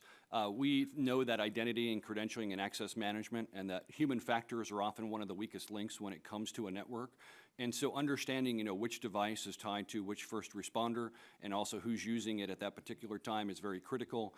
We actually set up an advisory committee within the Public Safety Advisory Committee for FirstNet to look specifically at this ICAM, the Identity, Credentialing, and Access Management. It is such a huge issue across major agencies today, and also making sure that we do it in an innovative way for public safety to still make sure that accessing these devices is very usable and that they can use it in the environment in which they operate. One of the unique things about public safety, firefighters, for instance, operate with heavy leather gloves and other things on. EMS personnel have latex gloves, and being able to interoperate and use devices in the harsh environment that public safety uses is critical. So it has to be very usable, but it also has to be very secure, and we're looking at that all the way down to the device level. When you're talking about that, let's just follow up on the security end of it. What are you finding as you're going through all these meetings and with your group there? What are you finding? Because again, this is something that we talk about all the time. I mean, across the board here when you're talking about cybersecurity. How are we going to do that and make sure that we don't have some kind of a massive emergency and all of a sudden find that they're getting hacked or there's a cyber attack at the exact same time? I think we're all finding that cyber is a very active process. It's not a one-and-done solution. We know that we have to build it in from the very beginning, but we also know that we have to have an ongoing process to deal to the evolving threat. And to do that, we're maintaining a number of key issues, as we talked about earlier, leveraging what's being done with NIST and PSCR, but also from industry. And I think it's critical that we really leverage what's coming out of industry, and there's more to be done. There's no one silver bullet. Okay. Well, thank you very much, Mr. Chairman. My time's expired, and I yield back. Gentleman yields back. Chair recognizes the gentleman from California, Mr. McNerney, for 5 minutes. Thank the chair for holding this hearing. And I just want to say, my district includes Contra Costa County, part of the San Francisco Bay Area. And back when we had earmarks, I got involved with interoperability efforts in that county, and they were successful. But I have to say, I was pretty surprised at how difficult it was, how expensive it was to get this done. So I'm glad you've done all the work that you've been able to do. Are you able to learn much from those early attempts at interoperability? Yes, we have been. I mean, we've been very much trying to take the lessons learned on both the land mobile radio side of interoperability and now on the LTE side, looking at both voice and data interoperability. Voice interoperability has been a long-standing issue. I personally have had a lot of experience in leveraging how do we get these disparate systems to work together. Our country has spent a lot of money trying to make sure that that occurs. One of the unique things about FirstNet and something that Congress did as part of this act is making sure we'll all be operating on the same spectrum and the same key standards, international standards related to LTE, and I think that's really a huge part of making this a success. Well, it's clear that consultations with the states is an important part of the process. Are you done with that phase, or are you still in the consultation process? So we've gone out as part of the consultation process and met with 55 states and territories so far. Many of these states we've had more than one engagement with, and we're going to continue to engage in 2016 and beyond. We don't believe that consultation just has a magic end to it. We believe that we'll need to continue to consult up until state plans and then even during the deployment of the network. That consultation is going to get much more specific this year, and that we're actually going to have consultation task teams, and we're also looking to have key executive meetings with each state to make sure that key decision makers are informed before we get to the state plan process. So were the states pretty engaged and enthusiastic about this? They were very engaged, and every state has a different way of how they approach their different key public safety stakeholders, but we were amazed at the amazing turnout. Some states had well over 100 and 150 plus people who were engaged in an all-day consultation session. Many of the states even involved neighboring states to make sure that they had good cross-communication across states. So a terrific turnout, and one of the great things about these state consultation efforts was that we learned so much about the unique differences that occur in each state. We learned what's very important to them, and they also presented use cases. And each and every state actually came out and presented use cases on major disasters that have either occurred in their state, Take the state of Minnesota, talked about the I-35 bridge collapse and what kind of communications could happen and occur if they would have had a broadband public safety network that they could have utilized during that kind of a disaster. That kind of real-world thought process and discussion, that was an ongoing discussion throughout that consultation, just shows you, briefly what we had in each and every state, and really being able to understand how they operate to make sure that the state plan that we can bring forward for that state understands their unique needs. So how much interest did you see from small businesses and carriers in this outreach process? We've seen a lot of interest from both small business and carriers. Many of them showed up at different consultations in different states. More importantly, huge turnouts for our industry days. When we released the RFP recently, we actually held a call with over 600 participants from industry, both big and small, who actually came to that call for a briefing on the RFP release. As part of that process, we've actually set up on our website and on the FedBizOps website, which actually has the opportunity for the FirstNet RFP, a teaming portal so that small businesses can put themselves out there and their key capabilities so that they can help join with teams and make sure that they're being seen for what kinds of things they could bring to the table. Well, thank you. Mr. Firth, clearly one of the controversial issues is state opt-out. What information would be helpful for the FCC to have in order to do the best job in producing opt-out rules? Well, primarily it will be information that relates to the test that sets forth in the statute, but that's one of the reasons that we feel it's important to do a rulemaking on this process, because that way we can seek comment from all interested parties to determine what is the information that we will require states to provide to us. The two-prong test in the statute is simply phrased, but we need to make sure that we have a full understanding of what's behind those phrases, and so that states know if they are making the choice whether to opt out or not, what the choices are, both in terms of what FirstNet has presented them and what they would need to present to the Commission if they were to elect to opt out. Thank you, Mr. Chairman. Thank you, sir. We'll now turn to the gentleman from Illinois, Mr. Shimkus, for questions. Thank you, Mr. Chairman. I want to just follow up a little bit with Chairman Walden on the 25-year RFP issue. It was 8 years ago that the first iPhone rolled out, and I remember, other than Courtney and Daryl Issa, they were like the first adopters. Now we have not just Apple, but Nexus, Samsung, LG, Motorola, HTC. I mean, who does not have one? And I think that's the concern of a 25-year RFP locking folks in when the tech community can go crazy in a short amount of time. So I just wanted to weigh in on that. And stay on the RFP questions. We also are concerned about, we had challenges in 2007 with the D block because of, the argument was it was encumbered by other issues that caused it not to be valued by people who would bid. Some people are raising that concern with the RFP. Have you looked at that, Mr. Kennedy? We have. We've looked at encumbrance, and we've also looked at how this compares to other auctions, both past and present, that are occurring.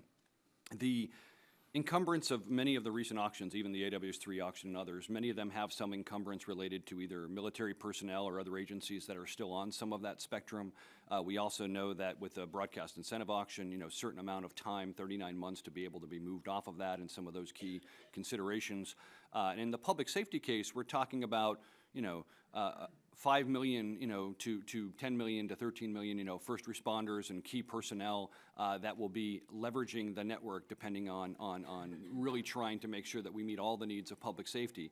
And we know today that the major networks that already exist have a huge number of customers. I mean, we're talking about hundreds of millions of folks out there today. And if we look at similar spectrum that is being leveraged by commercial carriers today, 20 megahertz of 700 megahertz spectrum is going to be leveraged for capacity.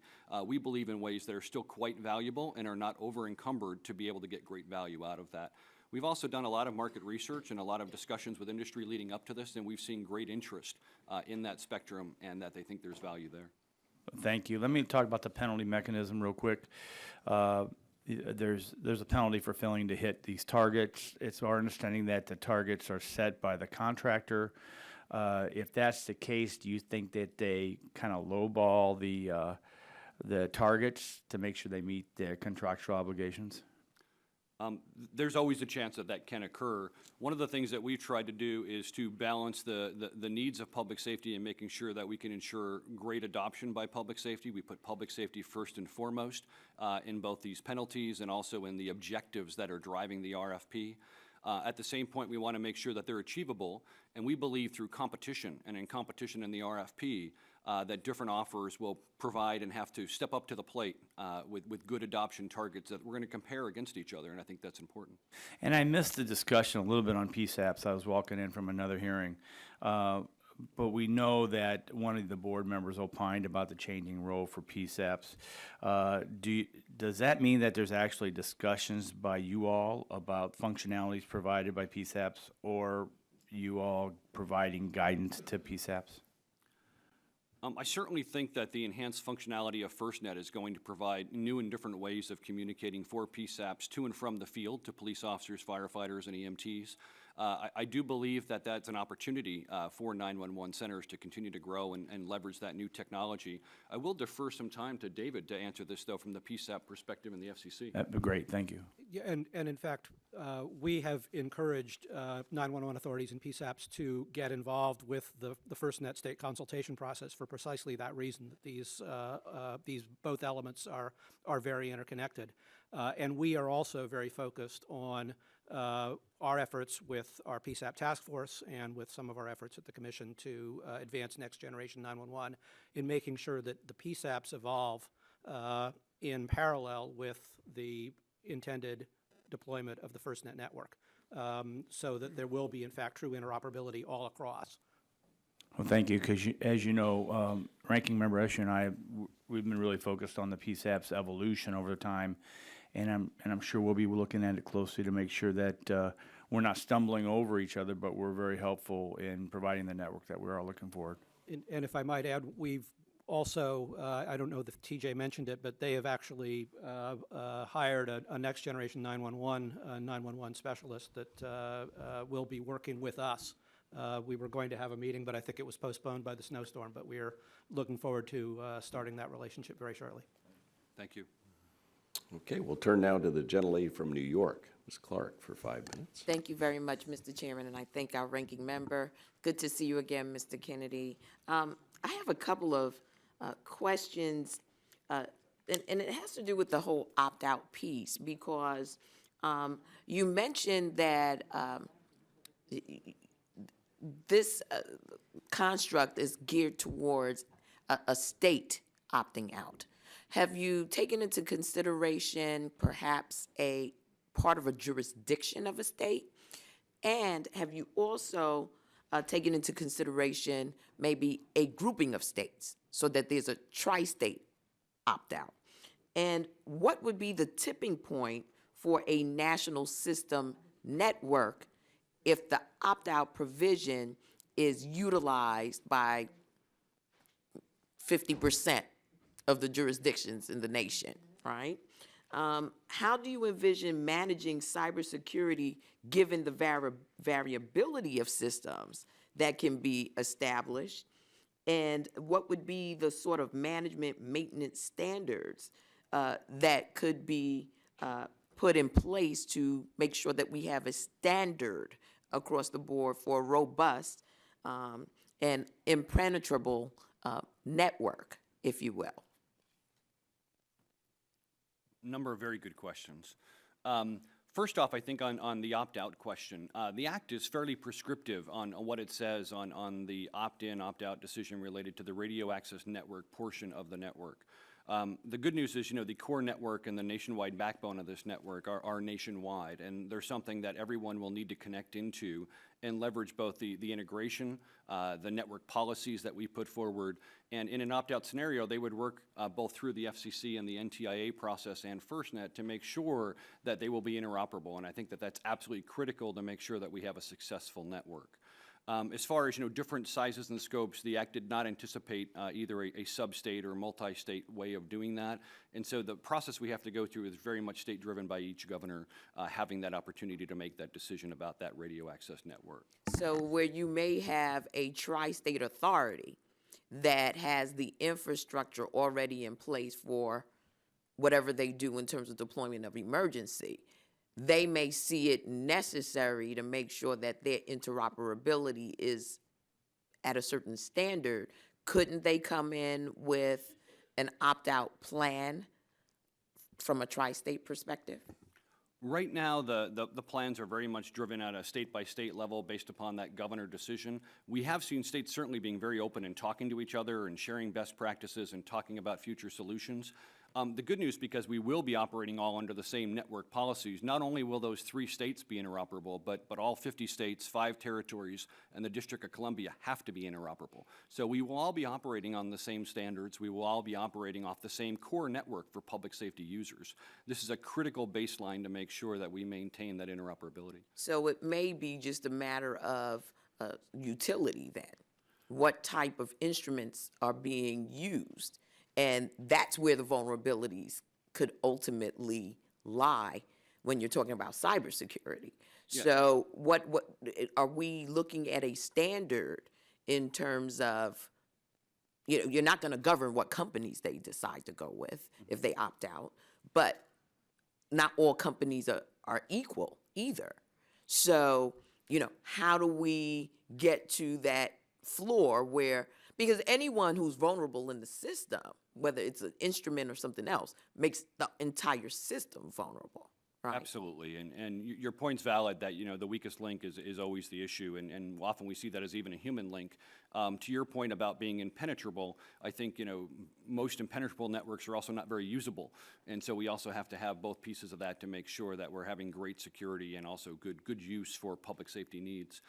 One of the things we've done is set forward a number of key elements within our cybersecurity part of the RFP to make sure that we're driving those cyber best practices. And we're really leveraging industry to respond to that RFP. And anything that would come in from an opt-out perspective would have to meet or exceed those same standards. So we believe that this is going to ensure that we have, ongoing cybersecurity, and also that we have, as part of our partner, a key security operations center. Security is dynamic. It is not something that is static and doesn't change. Absolutely, and any company that has a weak link within them, so, right, could be human, could make the infrastructure vulnerable. So I just want to try to look at maintenance as well and how we build that standard out.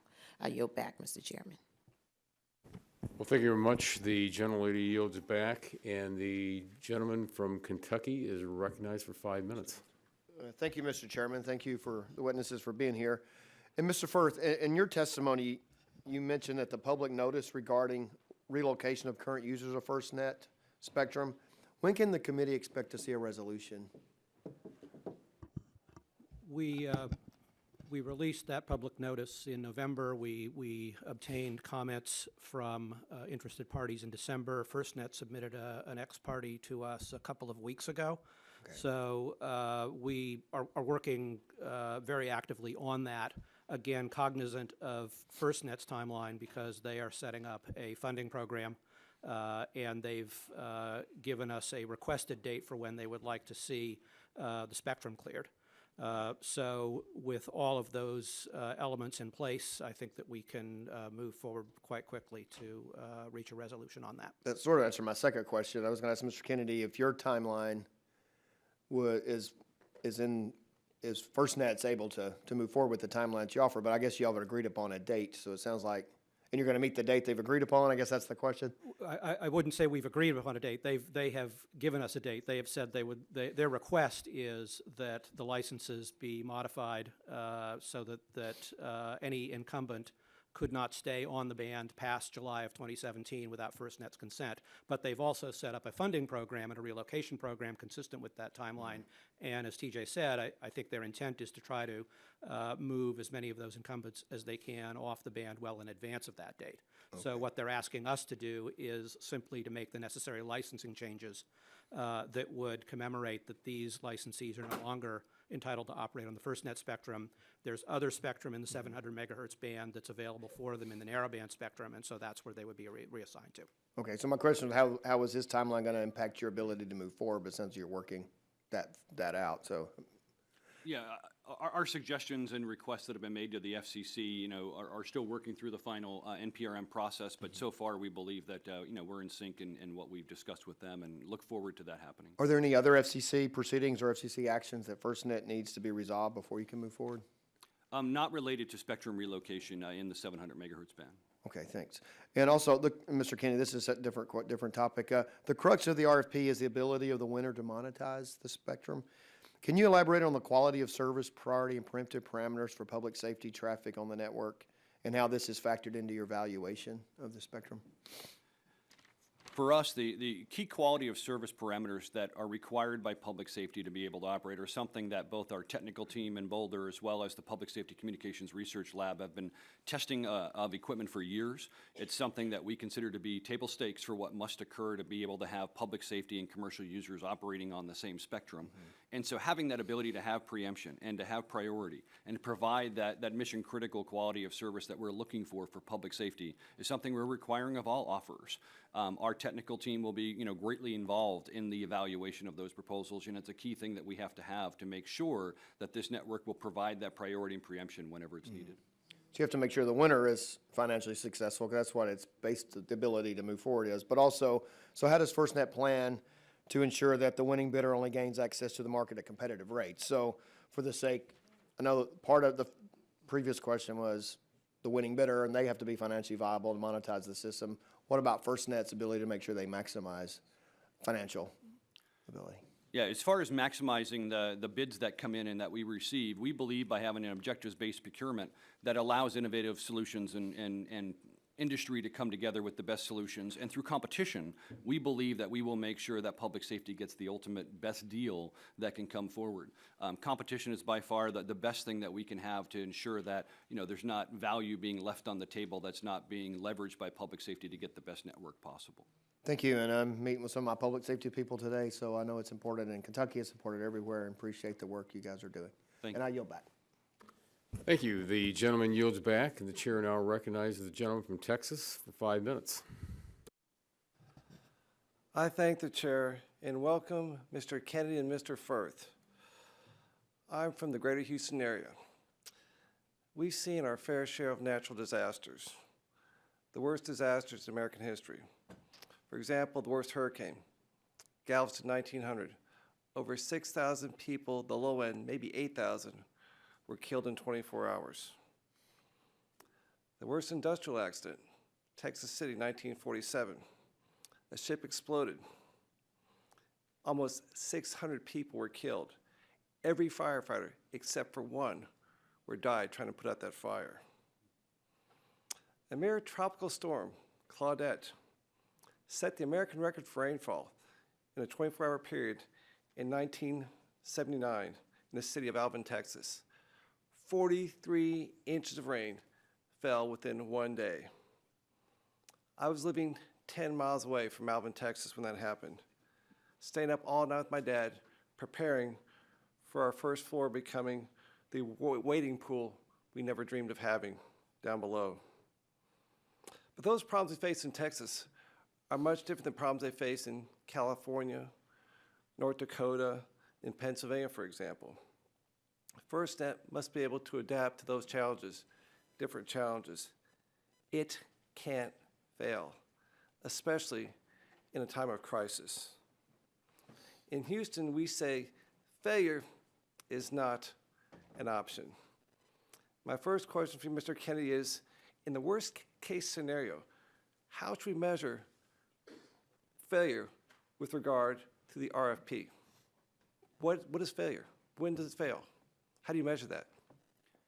As far as the network or the RFP itself? RFP itself and the network, throw them all in there. Okay. You know, from the network perspective, and I'm just going to go off of your explanation on being mission critical and public safety grade, I think it's very important that everything we do is trying to focus on making sure that we can meet that public safety grade capability. What we've done with the objectives, you'll see that public safety grade and that reliability and resiliency are key objectives that are part of the RFP, and we'll be measuring what's coming in those RFP responses. Also, it's absolutely critical as we go forward that we know that just terrestrial networks and just hardening won't solve every problem. So the network design is going to be looked at for what kind of reliability and redundancy by having capacity that will allow us to have ongoing network capability after a disaster hits.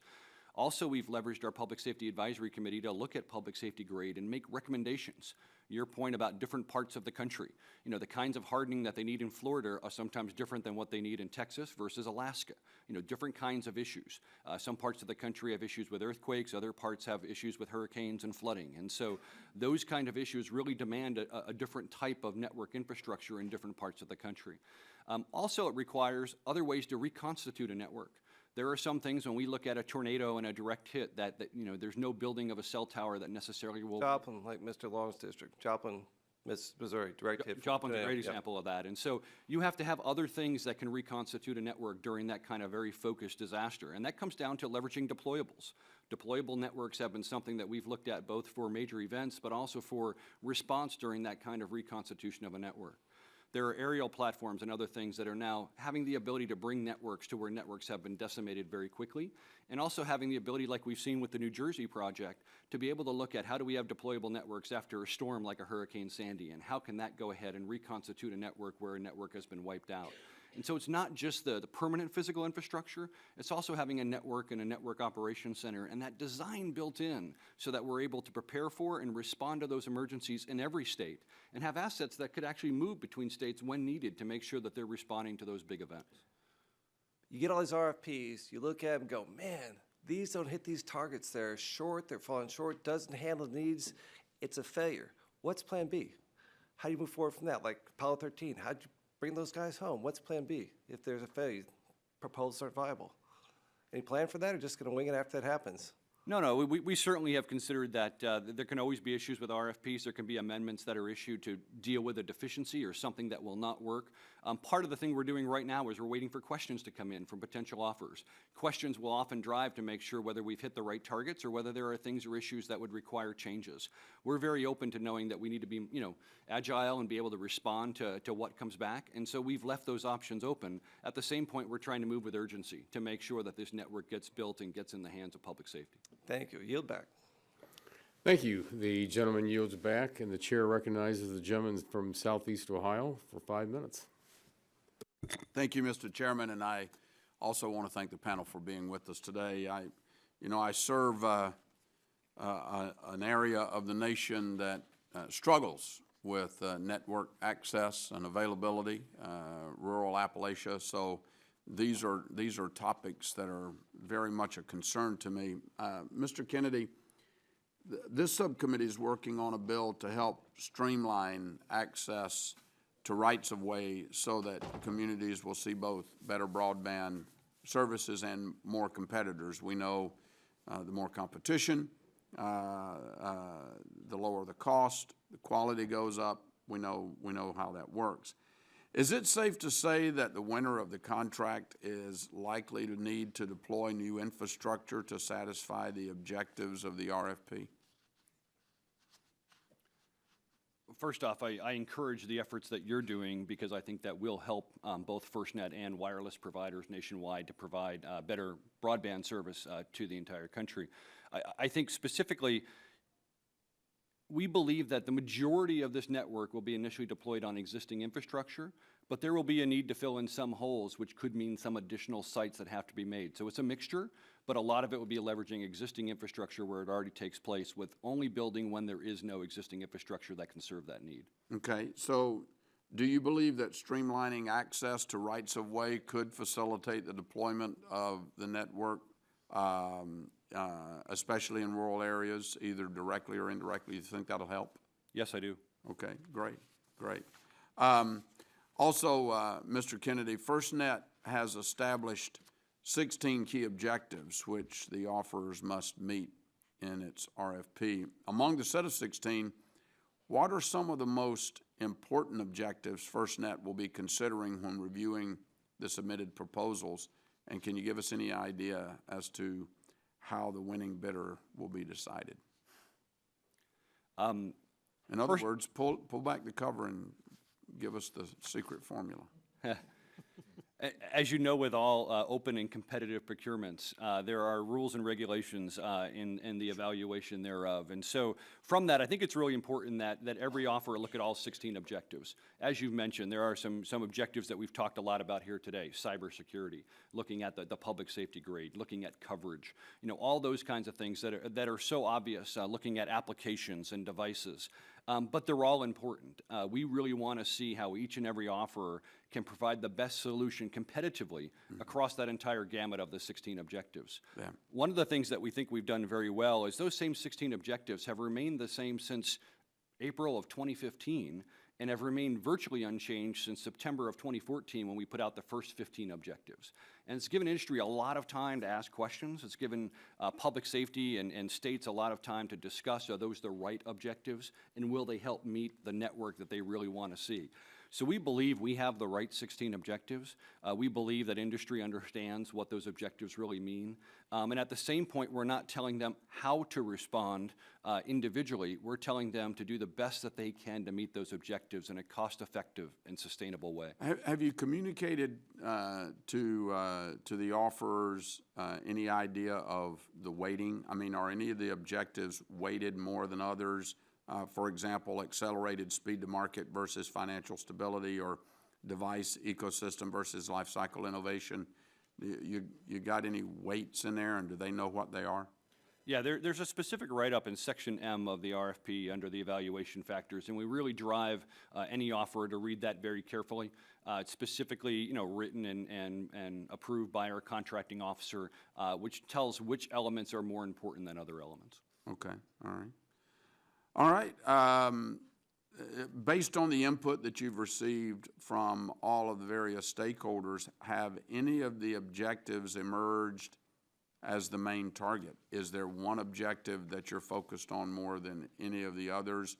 You've probably pretty much answered that. They're all 16 pretty important. All 16 are very, very important to public safety. Okay. All right. Well, thank you. And with that, I yield back, Mr. Chairman. Thank you. The gentleman yields back, and the chair now recognizes the gentleman from New York for 5 minutes. Thank you, Mr. Chairman. I find this interesting in a couple things, and I'm, going to look for a little input here, only because it seems like the train's already left the station here. But I was the county executive of Erie County back from 2008 through 11. The first thing I found when I came to office in New York State, in my county, Erie County, the largest upstate county, we had 22 PSAPs, 22 PSAPs in one county. Pretty much all our first responders are volunteer fire and the like. They were on using radios low band. We pretty much had standardized on 400 megahertz. And the first thing I walked into was SWIN, the state wireless network in New York. What a debacle. I was the one that killed it, because they were going to move everyone from 400 to 800 megahertz. And I met with all the first responders, and they said, we don't have any money. We're still on low band. We're hanging our radios out the door as we're driving up and down hills. And we'd moved to 400. So they said, hey, show me the dollars. Where are the dollars to go from 400 to 800 if it would even work? They weren't there, so I pulled our county out. Largest upstate county in New York, and a month later, SWIN was dead in New York, because if Erie County at the far western part wouldn't participate, it wasn't going to go. And I felt very good about that. So now here we are, 5, 6, 7 years later, talking about FirstNet, and I can't disagree with the thought process. But I would say, again, maybe thank God we pulled out of the 800 megahertz gig in New York, because that would be obsolete. And but the billions, and I do use that, weren't there. Because again, New York, especially, we're all volunteer fire people. 22 PSAPs in one county. That's the way New York is. In fact, the crazy thing is the landlines go to the PSAPs and the cell phones go to a centralized one. It's insanity, but that's what it is. So I guess I just kind of asked the question, dollars and cents matter a lot. Property taxes in New York actually pay for the volunteer fire companies. We have a tax cap because we're the highest taxed, most regulated, least business-friendly state in the nation, and we keep losing people, and we're now the 4th largest state, no longer first, second, or third.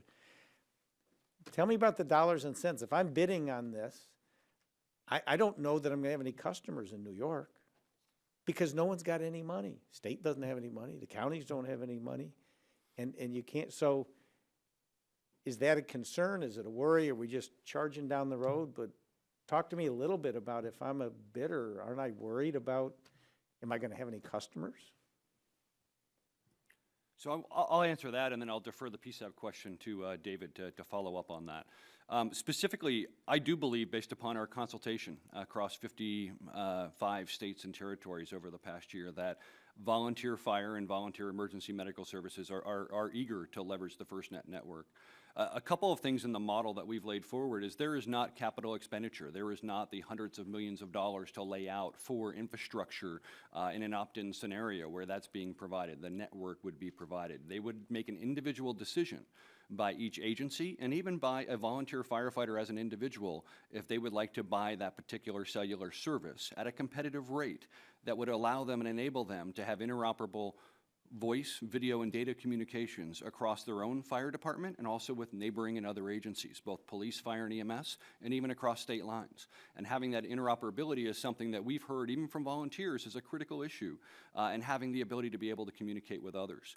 One of the things when we go out to rural parts of the country, we often ask, how many of you carry a cell phone today, either personal or for work? How many of you would leverage a FirstNet device if you had the ability to leverage that, either paid for by your agency or not? And we've received a very favorable response.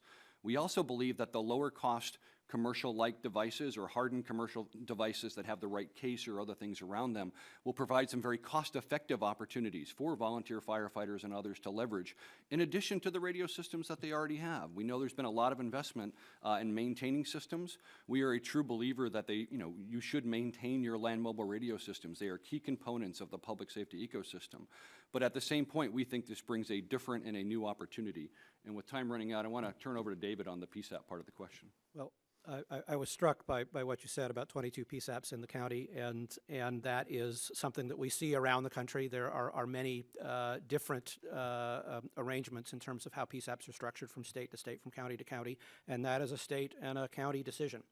What we are trying to do as we all face the challenge of moving to next generation 911 is to provide a set of tools, of options for Erie County and for every other state and county in the country for how to configure those PSAPs with next generation technology and with protection for cybersecurity.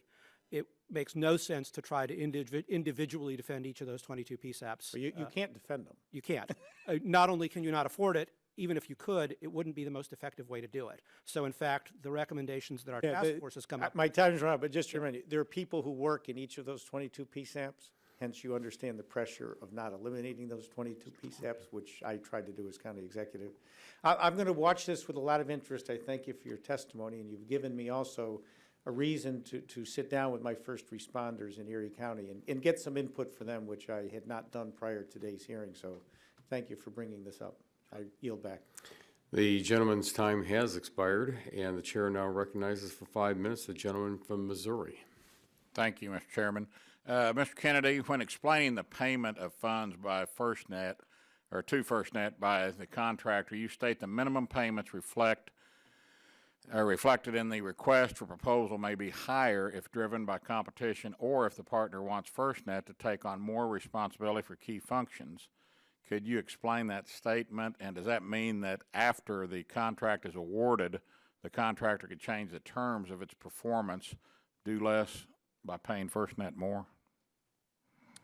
Actually, it's geared in a different way. Can you pull your mic closer? Sure. That particular element is geared to make sure that competition could drive payments that are above the minimum, first of all by itself. Number two, we've laid out in the objectives what are the roles of FirstNet and what are the roles of the proposers that are offering the service.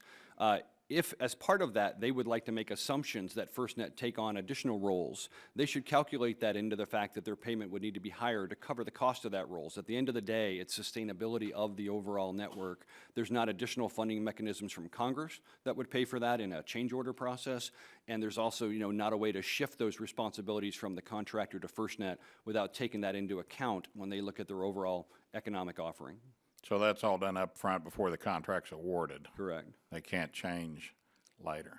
No, the goal is to have that all as part of that process before award. Okay. How did FirstNet arrive at the 15% target for partnerships with rural telecommunication companies? And does the 15% refer to geographic or population coverage? Sure. There's actually two elements with the coverage versus the 15% of rural infrastructure providers.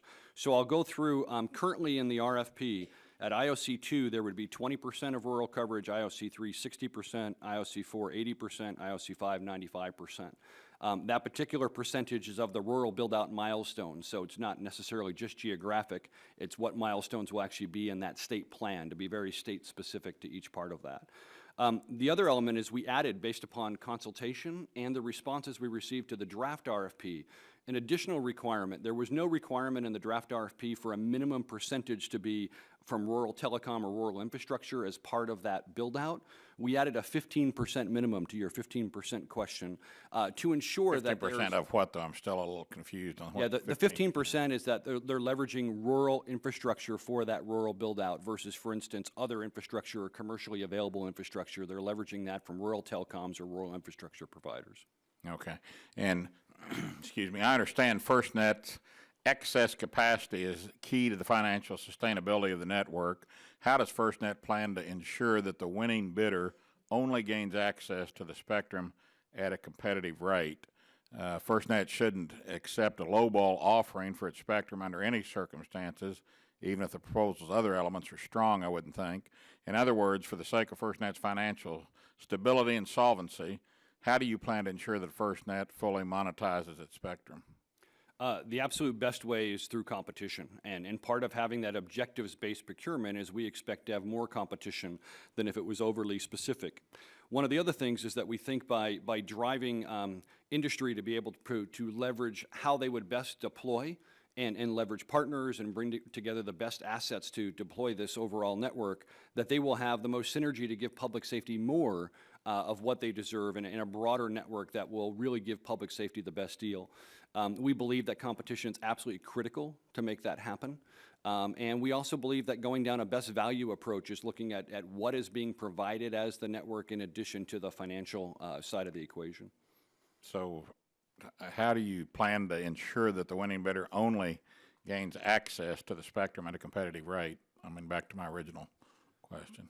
So part of that is really trying to drive that we have multiple bidders, and we believe that the approach that we've taken should drive multiple bidders that will come to the table to compete with each other. Okay. Thank you. Mr. Chairman, I yield back. Thank you. The gentleman yields back, and the chair now recognizes the gentleman from Florida for 5 minutes. Thank you, Mr. Chairman. I appreciate it very much, and I want to thank both Mr. Kennedy and Mr. Firth for their testimony. As a former chairman of the Emergency Preparedness Response and Communications Subcommittee under Homeland Security, this issue I follow very closely. I've reached out to our friends at Florida Highway Safety and Motor Vehicles, who are the state point of contact for FirstNet, term FloridaNet in our state. They are excited with the current direction of the working relationship between the state and the federal entities.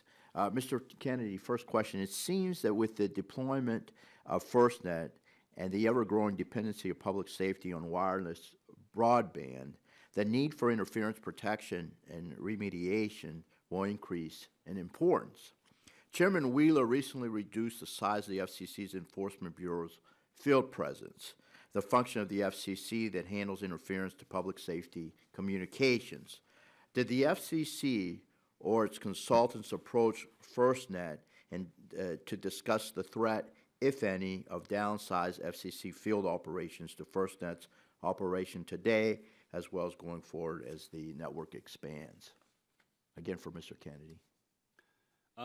We have not had recent discussions that I'm aware of about specific changes in the size of the workforce that's focused on that. I will be more than happy to have, I don't know if David has any follow-up. I'm not aware of whether there were contacts with FirstNet. I can certainly find out. We can check with the Please Enforcement do Bureau. so, yeah. Yeah. We'd like to see if there were any notes from any meetings, what have you, with regard to that. I think it's so very important. Mr. Kennedy, how would you ensure that the spectrum is used primarily for public safety and not at the expense of public safety? I know again, please clear this up, but, again, the unique RFP Clear that up for me. Are there safeguards or mechanisms in place to guide the use of the spectrum? How can we ensure that the spectrum we have set aside is used to its fullest capability, of course, knowing that this 25-year relationship will evolve over time with technology and advancements? We believe the incentives are aligned both for public safety and the offer to build a network that is very robust in both coverage and in capacity. We believe that these networks are not static, that they will continue to add capacity over time. It's something we're seeing very common today with networks, is they want to leverage that very valuable spectrum as much as possible to continue to add capacity, sometimes in indoor areas, certainly in highly populated areas. So we believe that the capacity needs for public safety will be met. We do believe that having the ability to have priority and preemption across the entire network is one way to ensure during not just everyday operations, but during major disasters like we discussed earlier in the hearing, that those things will certainly be able to be addressed in those big emergencies due to that capacity to have priority and preemption across the entire spectrum of the network. Very good, very good. Third question for Mr. Kennedy. As you know, Florida is a large, flat state with major ports, and unique public safety challenges. Can you describe how my rural constituents will benefit to the same extent as my constituents that live in the Tampa Bay area, metropolitan areas, from this public safety broadband network? I think rural constituents in public safety will benefit from that enhanced coverage and having the capability to have coverage where they need it and where they respond on a regular basis. One of the things we very much focused on during our data collection process and during our state consultation efforts is trying to make sure we understand where 911 responses are, where the calls are coming in from, where the public safety stations are, and how they respond to those calls. So if we're looking at everywhere from where public safety sits before a call, where they respond on highways, freeways, county roads, and other locations, and also where the incidents are. Every state responded to that differently based upon different data that they could present and put forward, but we've actually placed all of that data into a reading room that you can access through the FirstNet website to make sure that all potential offers understand the needs of rural constituents and understand where those calls are so that they have the ability to really plan for those needs. We also believe that having a very competitive option to be able to provide service and have that known capability for priority and preemption will ensure that public safety will want to leverage this in rural areas as well. But that additional coverage is really a huge part of that, and having the public safety application ecosystem. Many rural departments are very small. If we go to very large departments that have 30 or 40,000 members, they certainly have access to unique public safety applications and tools and wireless tools today. But one of the great things about having a nationwide ecosystem is those same tools can be made available to very small rural departments and allowing them to leverage that application innovation that's occurring. Very good. Sir, do you have anything else to add, Mr. Firth? No, thank you. Okay, very good. Thank you very much. I yield back, Mr. Jones. Thank you. The gentleman yields back, and seeing no other members to ask questions, I'd just like to say on behalf of the chairman of the subcommittee, the gentleman from Oregon, and the ranking member, the gentlelady from California, myself, we appreciate your testimony today and for the answers you provided to the subcommittee. And if there's no other business to come before the subcommittee today, we will stand adjourned.